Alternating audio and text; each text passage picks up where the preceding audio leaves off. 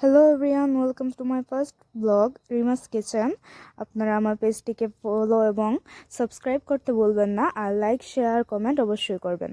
তো আমি এখানে 2 পাউন্ডের একটি কেক বানাবো। তো তার জন্য প্রথমে তিনটি ডিম নিয়ে নিলাম। তো ডিমের কুসুম ছাড়িয়ে ডিমটাকে ইলেকট্রিক বিটার দিয়ে বিট করে নিচ্ছি যতক্ষণ পর্যন্ত না এটা ফোম বেরিয়ে আসছে।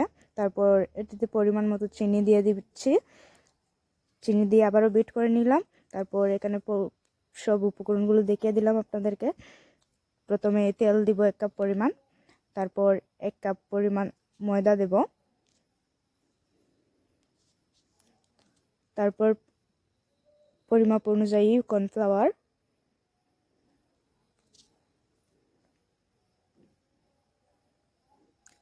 দেওয়া হয়ে গেলে একটি চামচ দিয়ে আলতো হাতে এটাকে মিশিয়ে নিতে হবে। তারপর আবার ইলেকট্রিক বিটার দিয়ে বিট করে নিচ্ছি।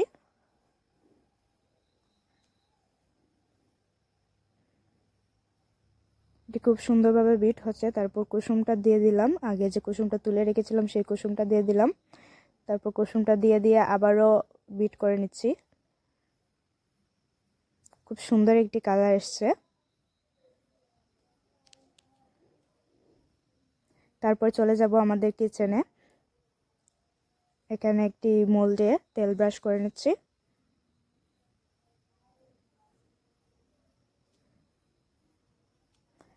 এটিতে ভালোভাবে তেল ব্রাশ করব যেন এটিতে কেক না লেগে যায়।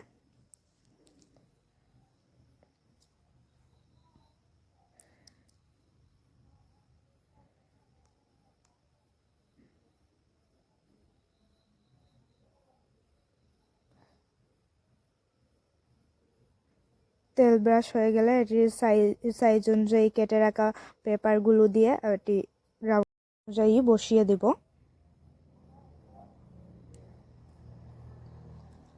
ভালোভাবে কাগজগুলোকে বসিয়ে দেব। তারপর কেকের মোল্ডে কেকের জন্য যে ব্যাটারটা বানিয়েছিলাম সেই ব্যাটারটা কেকের মোল্ডে ঢেলে দিব।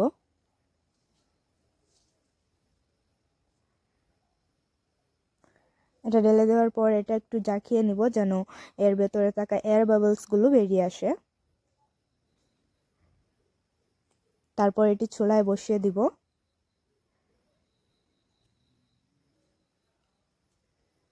এটি দিয়ে একটি বড় পাত্র দিয়ে ঢেকে দিব। তারপর কেকটা একটু চেখে দেখার জন্য একটা কাঠি দিয়ে দেখব এটা হয়ে গেছে কিনা। আমার কেকটা হয়ে গেছে, তাই আমি নামিয়ে নিলাম এবং এর কাগজটা উঠিয়ে দেখছি এর কালারটা কেমন হয়েছে।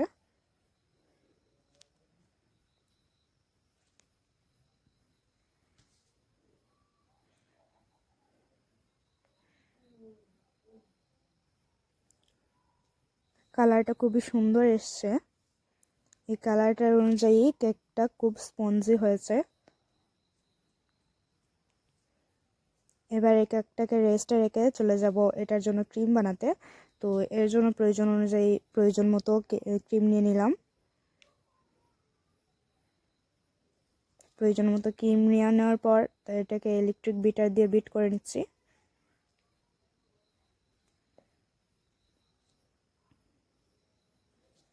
এটাকে ততক্ষণ পর্যন্ত ইলেকট্রিক বিটার দিয়ে বিট করব যতক্ষণ পর্যন্ত না এটি চামচে নিলে এটি পড়ে ততক্ষণ পর্যন্ত এটাকে বিট করে নিব।